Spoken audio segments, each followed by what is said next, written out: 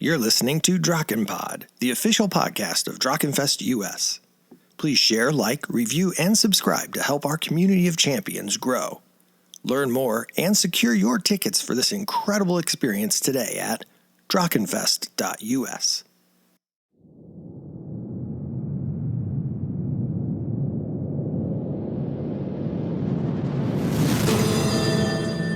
DrachenFest US, the largest fantasy LARP event in the United States. Each June, more than 1,200 attendees spend 4 days in Pennsylvania, role-playing fantasy characters engaged in immersive gameplay, experiencing stories, celebrations, battles, and medieval life. You have answered the call, and your adventure begins with this episode of DrachenPod. Welcome to DrachenPod, the official podcast of DrachenFest US. I'm Ryan Faricelli, the marketing coordinator for DrachenFest. I'm Jason Hughes, the coordinator for Limbus. I'm Carie Varner. I'm the design lead for Limbus. And we're here to tell everybody about Green Camp today. Today, our guest is going to be Dan Eisele. Oh, the Green Camp coordinator, right? That's right. That is a player position, and they organize Green Camp kind of in between years and figure out where everything's going to be. Oh, right. So they help figure out what their big projects are going to be and everything? Exactly. Okay, that sounds cool. Let's go talk to him and find out. All right.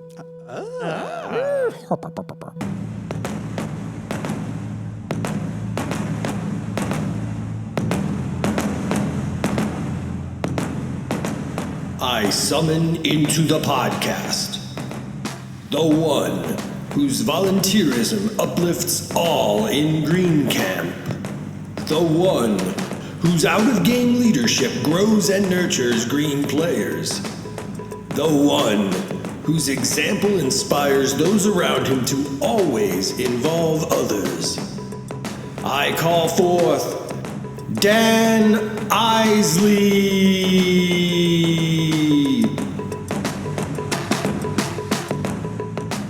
Dan, welcome to the show. We're really glad to have you here to talk about Green Camp, and we're excited to hear about what's going on there. I'm excited to share so much about something I love even more. So thanks for having me, guys. So how did you hear about DrachenFest? Like, have you been at DrachenFest for a long time? I was lucky enough to hear about DrachenFest organically. It started as like a rumor of a whisper in New Jersey, and I went to it. It was like an hour drive, so I didn't even really have to stay on site. I was able to go home, shower, come back. It was beautiful. And so now you serve as the Green Camp coordinator, which, unlike some of our last guests, that position is not actually technically like a staff referee position. You play the whole weekend. Yes, I am 100% a player. I see it as almost like being a congressman. That I am like a representative. I kind of get opportunities to share the wisdom that we're learning as a camp directly to leadership, and I feel like my voice is heard more than like a feedback form, which I can tell you they go through thoroughly. Yes, but as somebody who loves camp life, spending so much in Green Camp and preserving that space, I felt like it was a natural fit, and I've been in the position since it was created, since 2023. What does being coordinator for a camp entail? It really takes on the burdens of all the banal and like boring organization to leave room for all the creativity. So what I do is I make sure that players feel welcome. I help shed the anxiety of meeting new people. People feel safe, because when people are in a safe space, they can be the most creative they can be. And I help them tackle the challenges of surviving in an alien space. Whether you've been a Boy Scout or a Girl Scout since you could walk, or you've only ever LARPed in hotels, myself and my other coordinators help make it less scary to spend a week out in the woods. And every camp has a camp coordinator. Yes, we do. And I've had the pleasure of working with them. It's like a small little family where while we are in different camps, we talk to each other regularly. And we share the institutional wisdom that we've learned year after year. And we process the new skills or ideas that new coordinators bring. You know, I've been a part of DrachenFest since that first year too, and I have never really gotten to talk to any of the coordinators, and this is it. I had no idea how involved it was. It can be. I feel that Dan Comstock doesn't make huge demands on our time, but it's like calculated aggression. We have like these 1 or 2 week burns where we're very intense, and he takes that information and processes it, and it's a give and take. Like, I really feel like I'm a part of a team, and they really hear us at DrachenFest, the concerns of the players.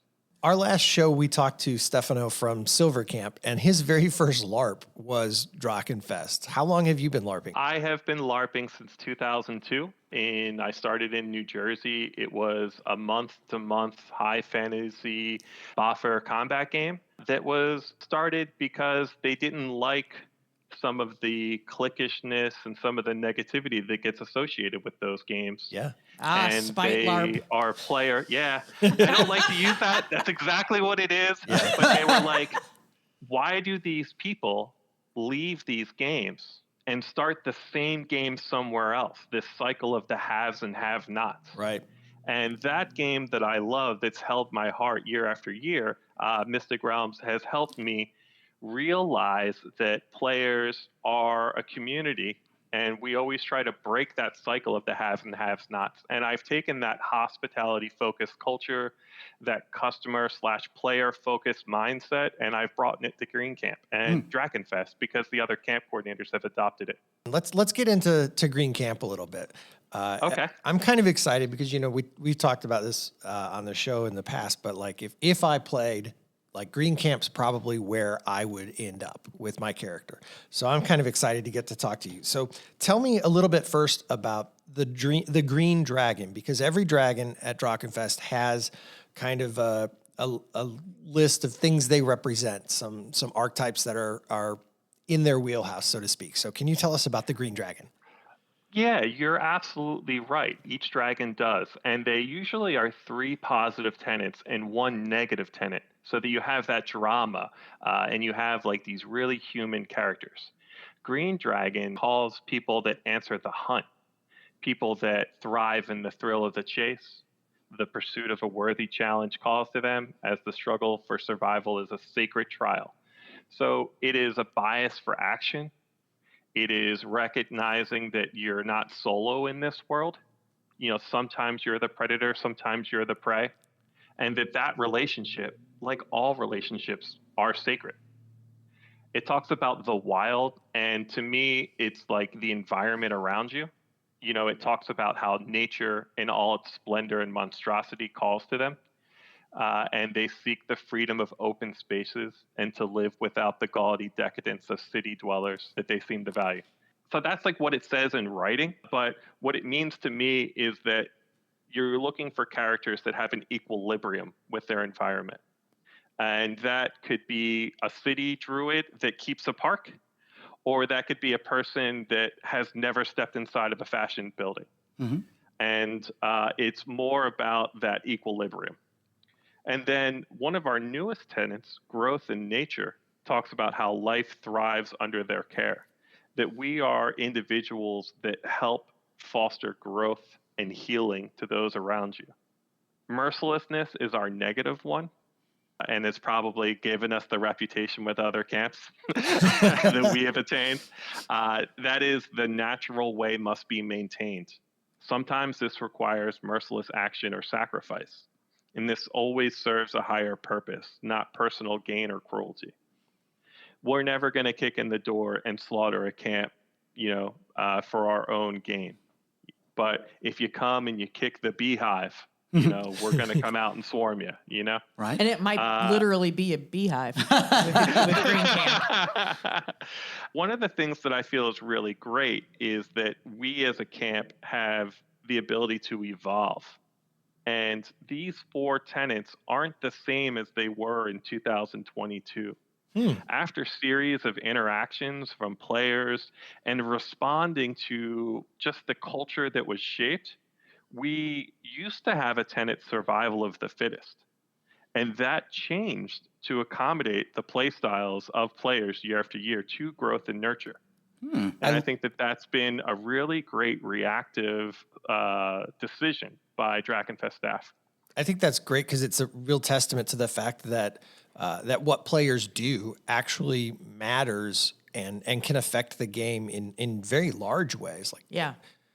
Yeah, Because a foundational level. Like the very song that is like sang that calls people to adventure was changed. wow. I think that's great. Give us an example. Like Silver talks about, like, well, a paladin is like a great character for Silver Camp. Can you tell us what kind of characters would be great characters for Green Camp?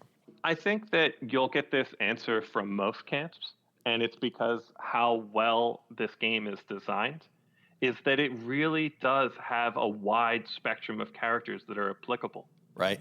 You know, they write a narrative that is so like to the core of humanity and fantasy that it is really a motley crew of people answering the call of the Green Dragon.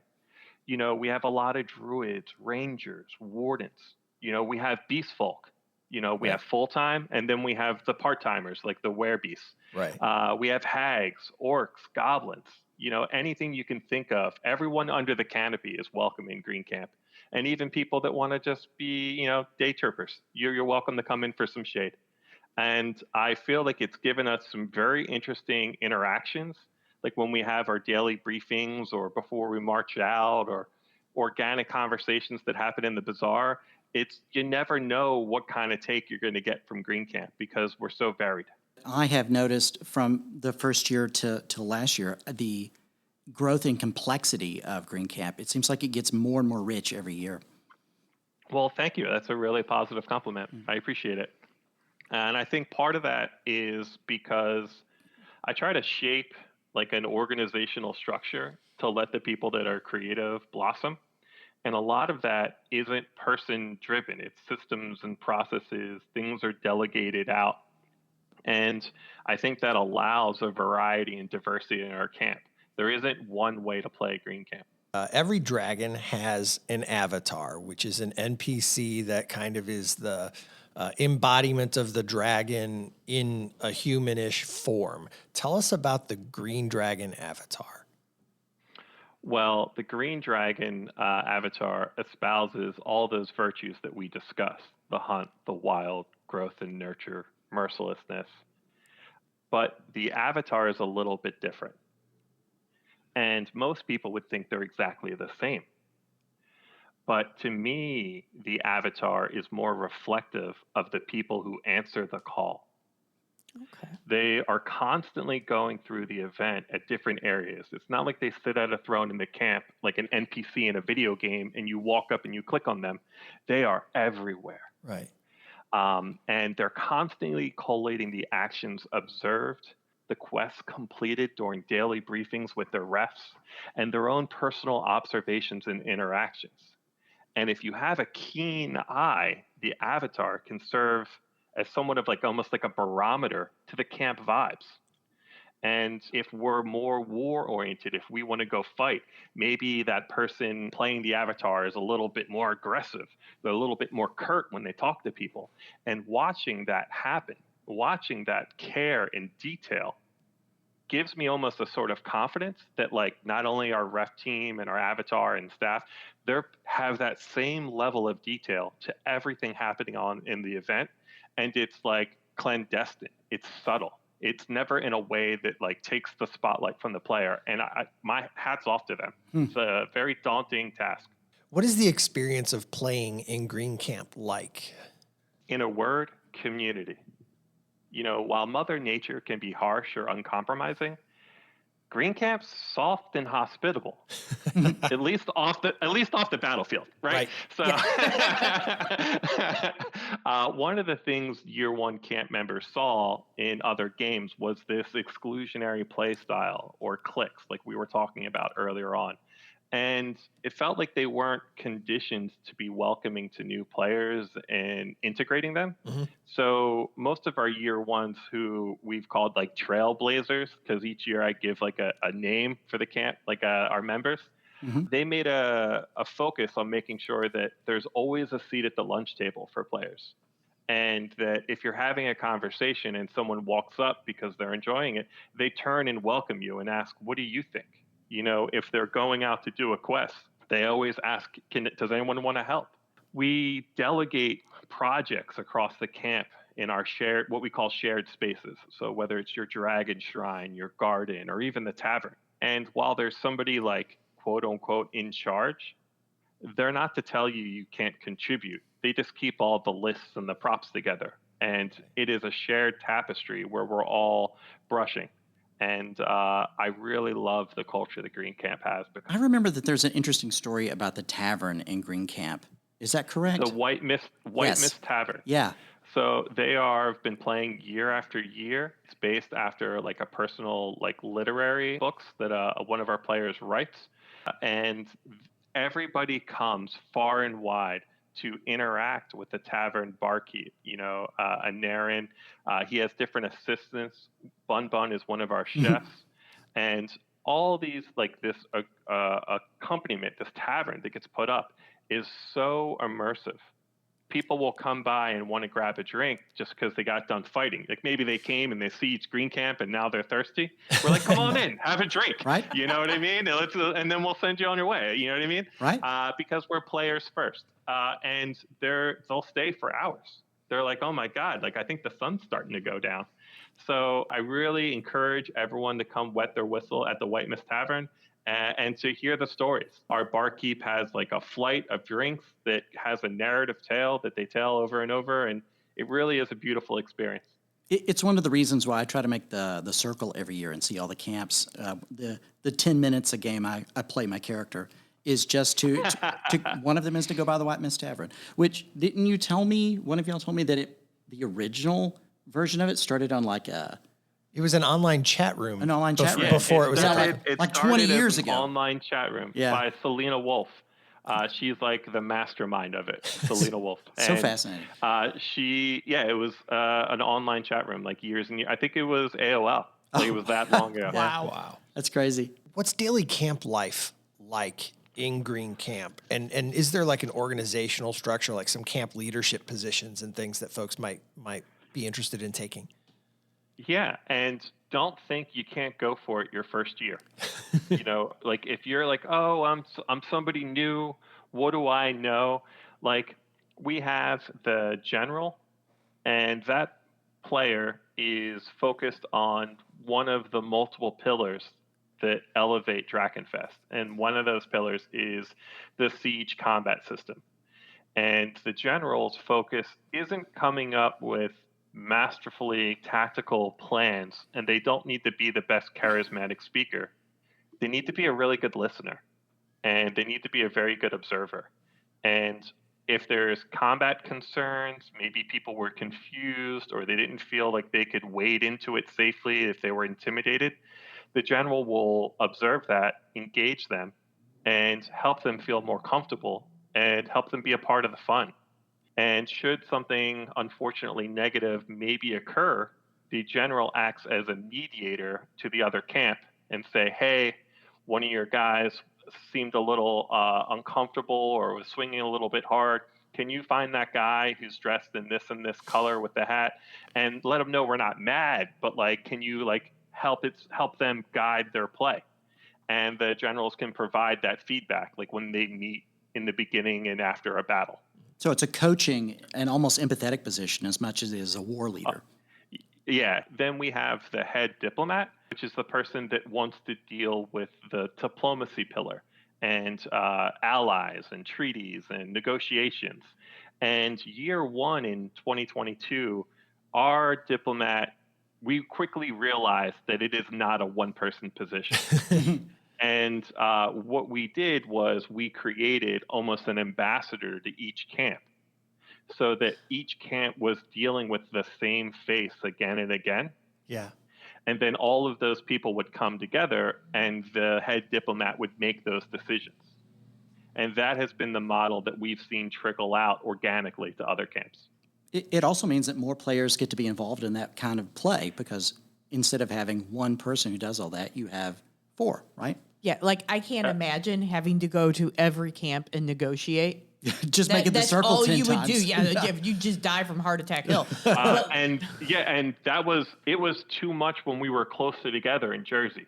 Right. Oh, It was too much because people tend to want to have these diplomatic meetings around the same time, usually around a meal period or early on or towards the end of the night after drinks.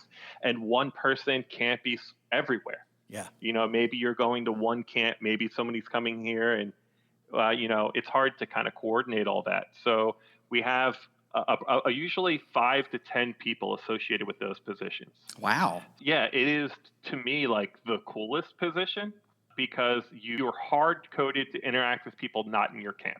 So if you're extroverted and you want to meet new people and you want to have also interactions with people that aren't all druids and rangers, fighters, like your own type, you want to have the interesting drama and go out and see other people. That's the position you gravitate towards. Typically, one diplomat will go with somebody who will like take notes.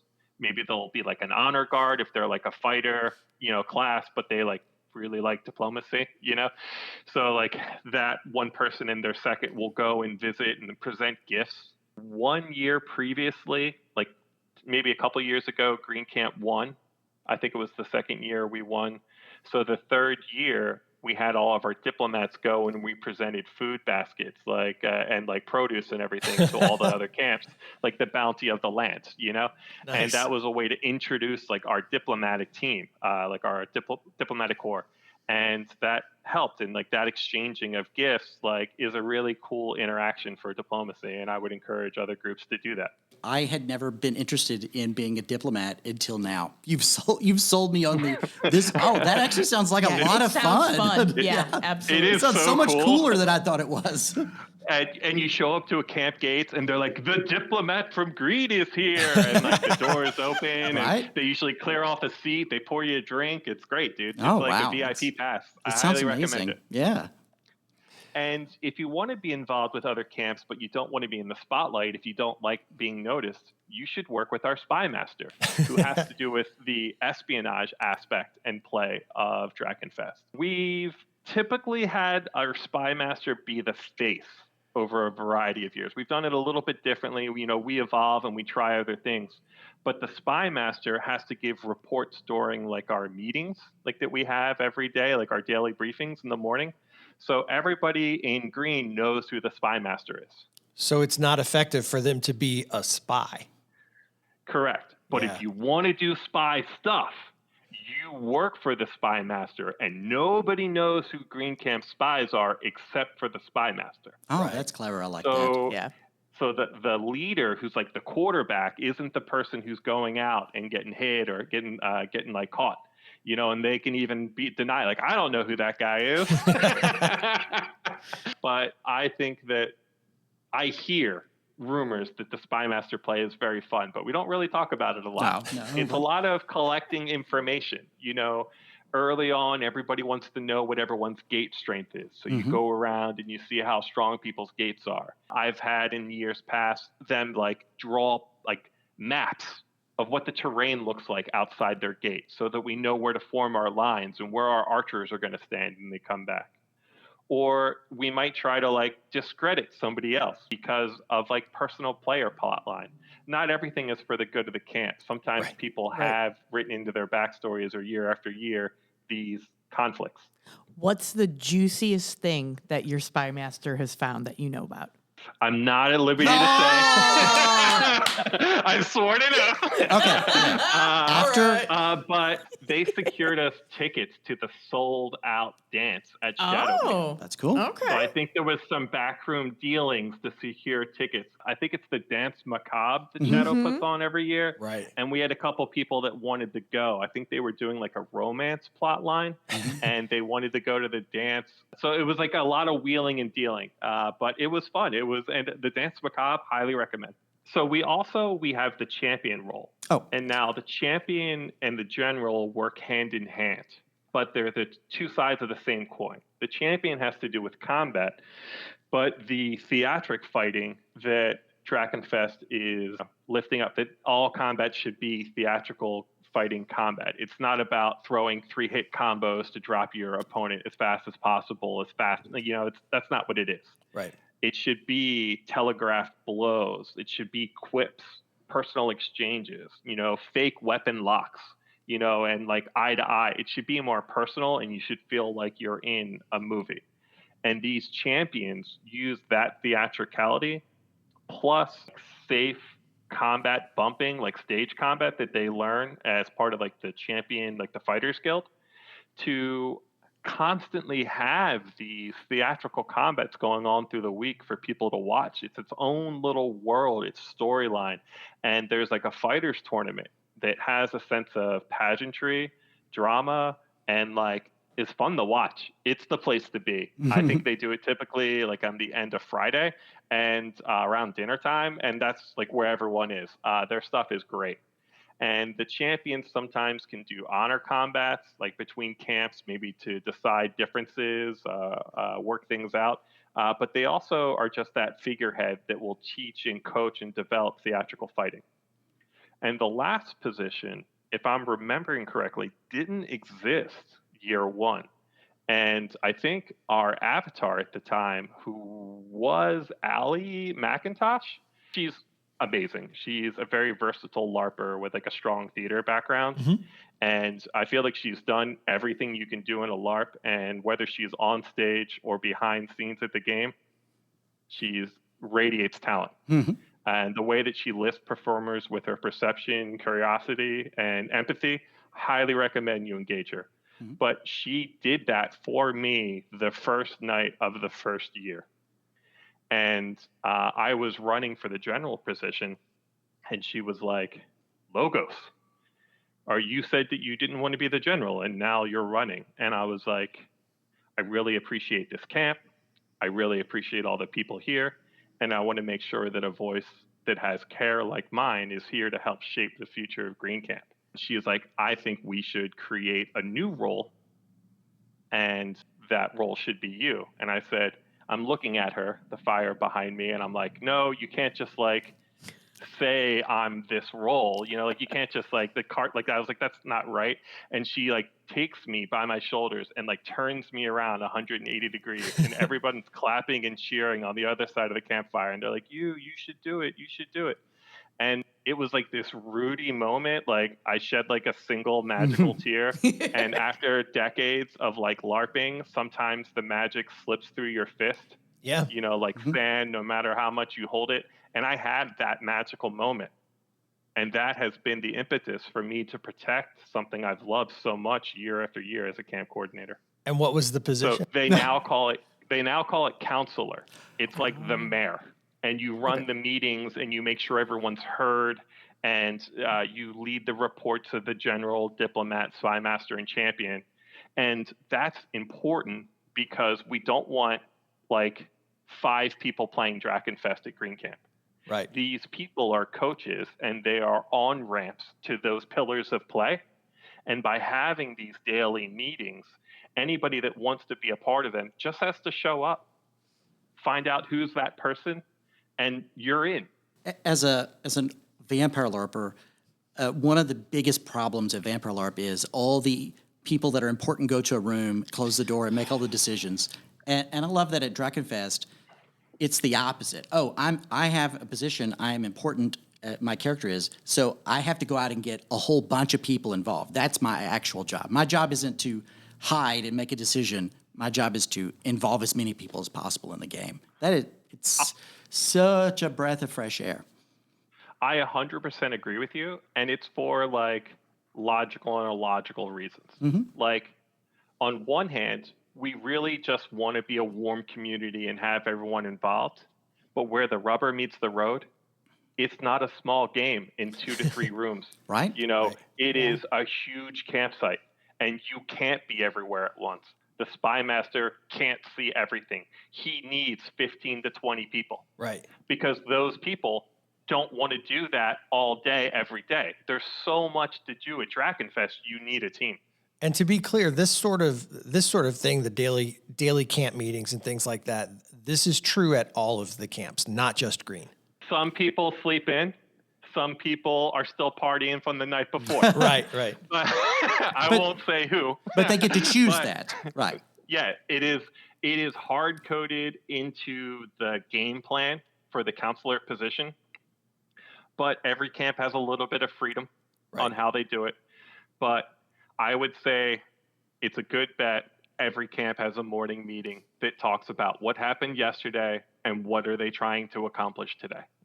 Well, what can players expect their characters to be able to do as part of Green Camp? Most people are at DrachenFest just to have a good time. But there is this backdrop that there is a competition. Now, while we're a competition, it doesn't really matter who wins or loses. It just serves as an impetus for character motivation, right? And you win this competition by having the most socketed dragon eggs. Explain what it means to have a dragon egg socketed. Yeah, of course. And dragon eggs. And this is not Green Camp specific. No, all camps this is just socket eggs. DrachenFest. Okay. Yeah. So socketed eggs are something any camp can do, and a dragon egg it's about the size of a watermelon. It's a couple different colors depending on what they're worth, and you receive them as rewards for quests. If I go to your camp and I siege your camp and I take your banner and I bring it back to my camp and I score, I'll get a dragon egg the next morning or whenever it shows up. Right. But also, if I go to the Surgeons Guild and they have a quest for each guild has a quest that rewards an egg.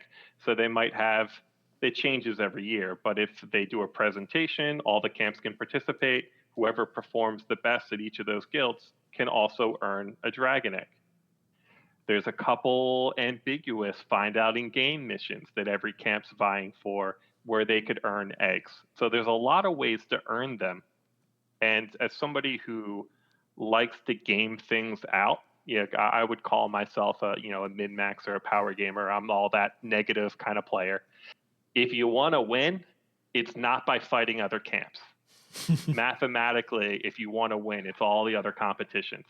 And I think Silver won without sieging another camp successfully at all. Maybe I'm exaggerating or misremembering, but they just swept all the other competitions and they received all these eggs from participating.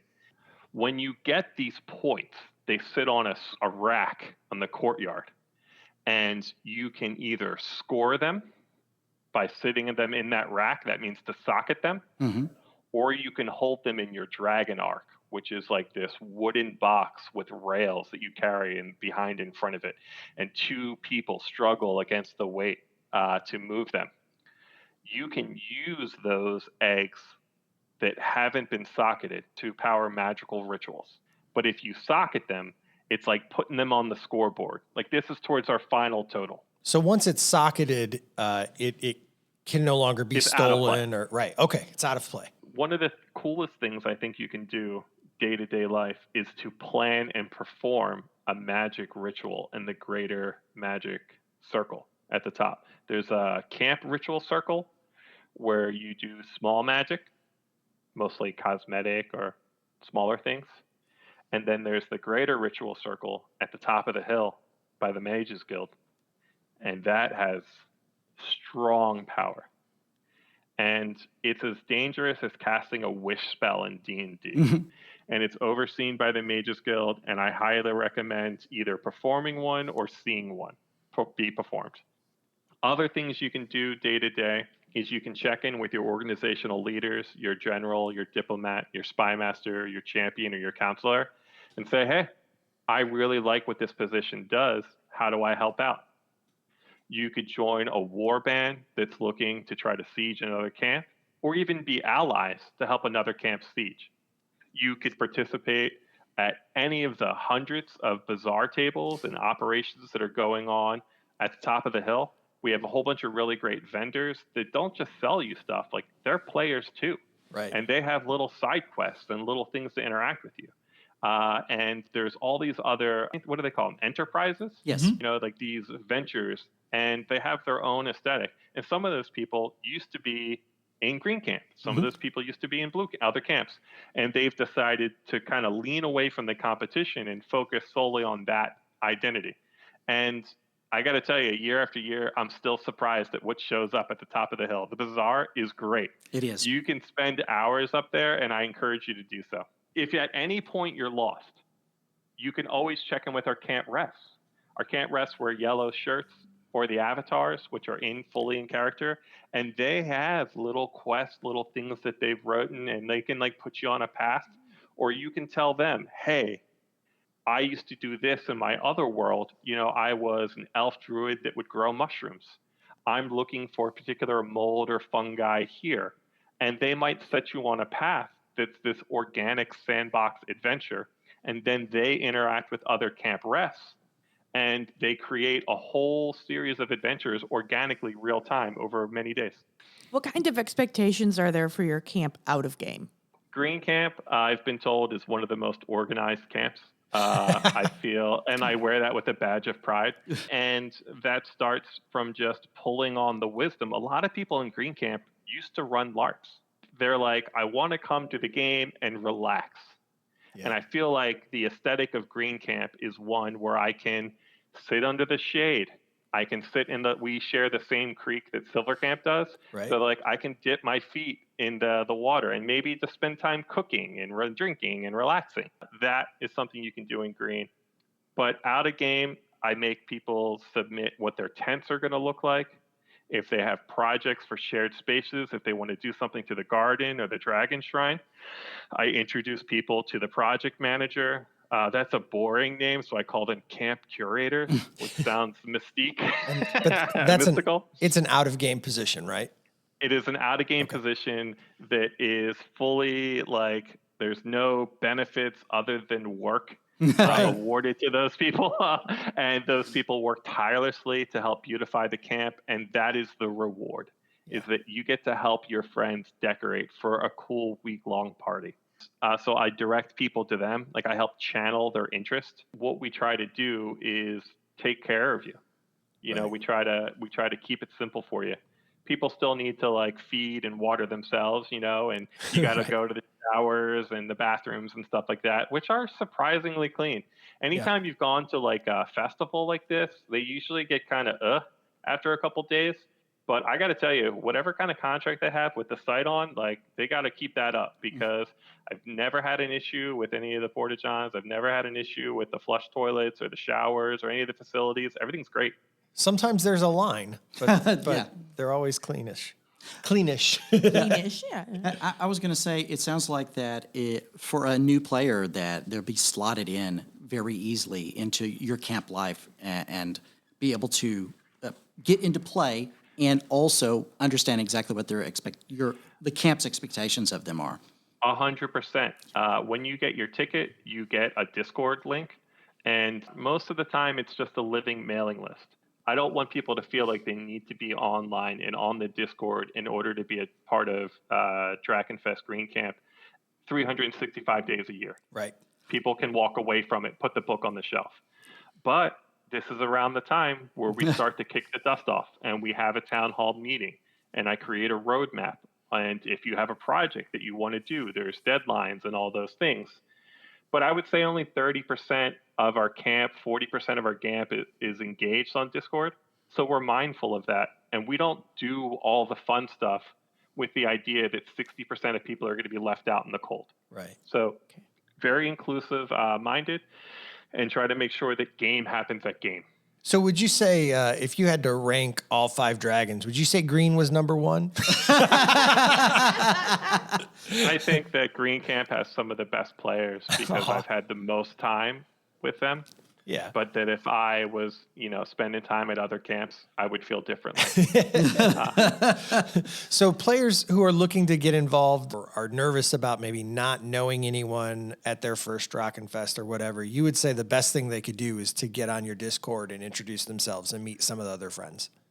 Absolutely. Get on the Discord, meet the community, shake those scaries. There is an anxiety with meeting new people and making a good first impression, but all of these people were first-time players, and especially that demographic of engagement on the Discord, like I was saying, maybe 35-40% of people on the Discord, those people tend to be the same people that are warm and engaging and are there to answer those questions. Right. And you can say, hey, I'm used to overnight events. This is my list of stuff I bring. Is there anything I'm missing? Yeah. And they'll comment on that. Some people might not bring enough socks. They might not bring extra linens. It's like, oh, I brought one set of like linen clothes for my thing for each day, and it's like, well, maybe bring more because it's humid or it might rain. You might sweat through something, depending on your level of activity. Yeah. There is on-site laundromats, so I feel like clothing is usually the issue. But also remember that, like, while this site will feel like it's in another world, you're like 15 minutes from civilization, 10 minutes from civilization. Like, there's a Walmart around the corner. Right. If you forgot anything, It's they're open. It's a long walk to your car, but it is accessible. Right. Yeah, The, the walk to your car is as long as your drive to a nice restaurant. That's true. 1,000%. Yeah. You guys get it. Yeah. Well, we'll make sure that the link to the Green Discord is in the show notes, so folks who are listening who are interested in playing Green Camp can be able to get on there. One of my favorite moments from the first year that I went to DrachenFest was because I help with Limbus, so I was behind the wall, so I couldn't see anything, and everyone was marching towards the final battle, and as Green Camp as a whole was walking by, they were all chanting, "Blood makes the grass grow." Where did that come from? Where did that come from? That's great. I love it so much. No one's gonna believe me, but it's from me. I started that. All right. But it is from popular culture. Like, it was from an adventuring group from my home game that was a similar chant, like from my home LARP. But they got it from the military, the Marines. Like, what makes the grass grow? Blood makes the grass grow. Okay. Like, so that's like a popular Marine kind of chant. Oh, okay. But we I didn't know that. We passed it through like a fantasy lens, and it like gets people pumped up. Yeah. And it was I felt like when we were marching out year one, we needed something simple, and I couldn't come up with something organically in the moment, so I just pulled something out from the history, and it stuck so for good. years. We were marching out the battle, so a battle chant seemed right. No, it's perfect. I love it so much. Thank you.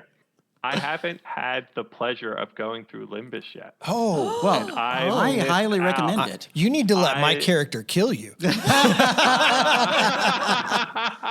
He's happy because previous years when he worked in the Limbus, I don't allow any of my staff to kill anybody because there could be some issues with that. But now that he is leaving my staff and becoming the marketing coordinator, Now he's just talking about murdering he's everybody. like, the gloves are off finally. Yeah, it's important for Limbus to maintain impartiality. Sketchy. It's all about how it targeting. looks, Yeah. and we just want to make sure it's But always the marketing fair. coordinator can mess you up. The marketing coordinator, that's right. They have unchecked power. And That's I right. And I'm going to post about it all over social media. I got murdered, and the guy turned it into a TikTok. I just wanted to shout out that there is very apparent how much care goes into setting up Limbus. Well, Aw, thank you very much. Thank you. A lot of new players feel scared sometimes about going to Limbus. As they And should. It's a While balance. I've never heard about what happens inside, because you don't talk about what happens in Limbus, no one talks about it. But there is a respect to the craft, and that's why people don't talk about it. Nice. Good. Everyone's come back with a smile or like a wide-eyed, oh my God, like no one's come back frustrated. Is what Wonderful. I'll tell you. Is that Just- everybody that's come through that I've seen has come back with a positive experience, and I say that as the camp that embraces life and death. Oh, If you're a new player, don't be worried about going to Limbus. We've been asking our guests the same question at the end of each episode, so now we get to ask you. What was your very first LARP character? My very first LARP character was an elven rogue at Mystic Realms. Okay. I had a staff, and I had fingerless gloves, and I wore so all cool. black. I was so cool. And then I realized that you don't wear black if you want to hide in the moonlight. You're correct. And fair. there was an evolution. But What was his name? his name was Doc. Okay. Ooh, Yes, nice. it Simple. was a code but name. Yeah. It was short for Medoc, like a Medoc, like the herb. Oh, all right. And his last name was Evernight. And he's since I still play him. I'm going to be playing him in 2 weeks. he is no longer a rogue. He's become a cavalier. He's now like a knight. And he's gone through a crazy arc from like chaotic rogue, like mischief maker, fast talker, you know, a sharp tongue and an even sharp dagger, to a quiet, protective knight. Well, that means this character's been around for 24 years. Yeah. That's amazing. Yeah. He needs to come to DrachenFest and get killed. By me. I agree. Go through I 100% agree. I'll have to bring him one year. Amazing. Well, thank you so much for spending time with us. We really appreciate that you're willing to come talk about Green Camp and tell everybody what the experience is like. And also, we really appreciate you as just as a person who cares about the game enough to be helping to organize the camp without any of the incredible glory of being staff. So much glory. I want to thank you for having me. It's been great to talk about it. I love coming together with people that have this energy, this passion towards this shared project. It's like rubbing sticks together to make fire. Like it just like we fan each other's flames. And I really appreciate the work you guys are doing, and I look forward to meeting all the people that listen to this.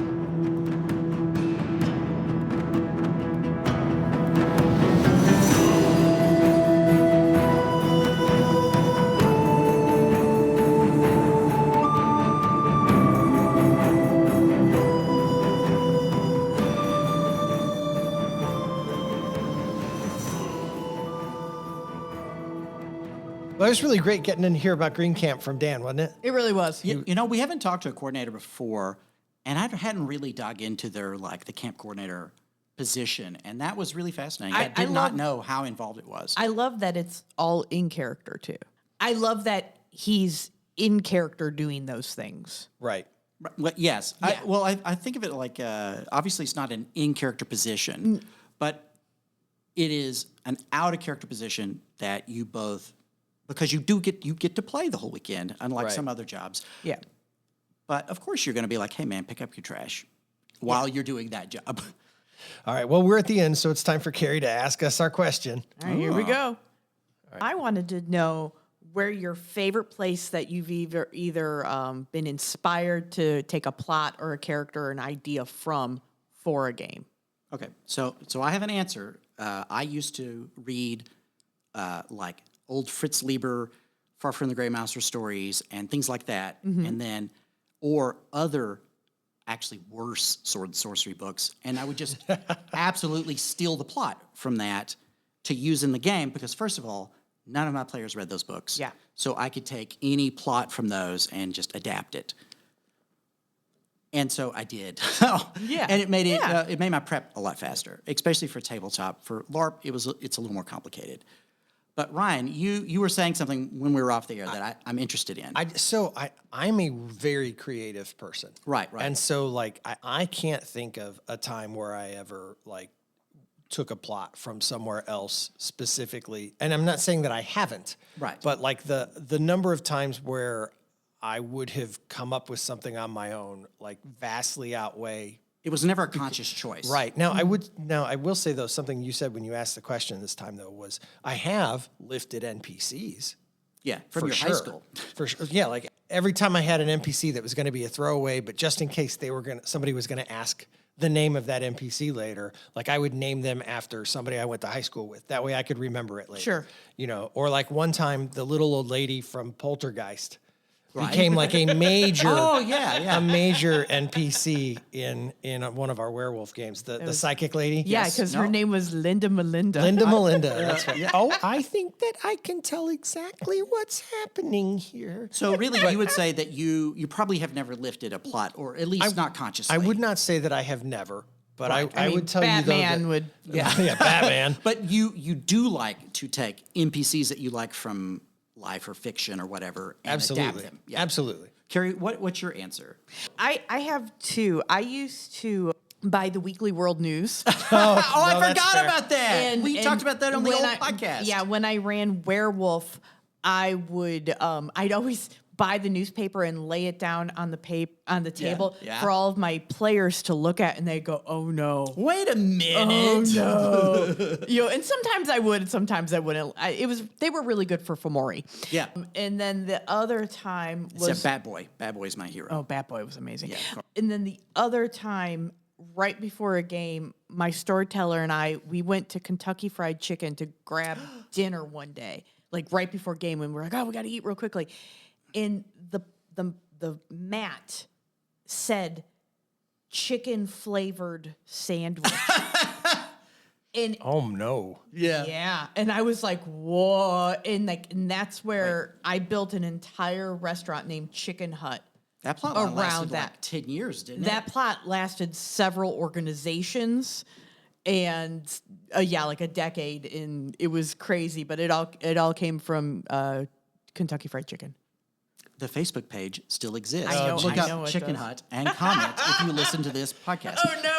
I have something to say about what Ryan was talking about, and it's why I wanted to jump in and just start recording Yeah, this yeah. really like off the cuff.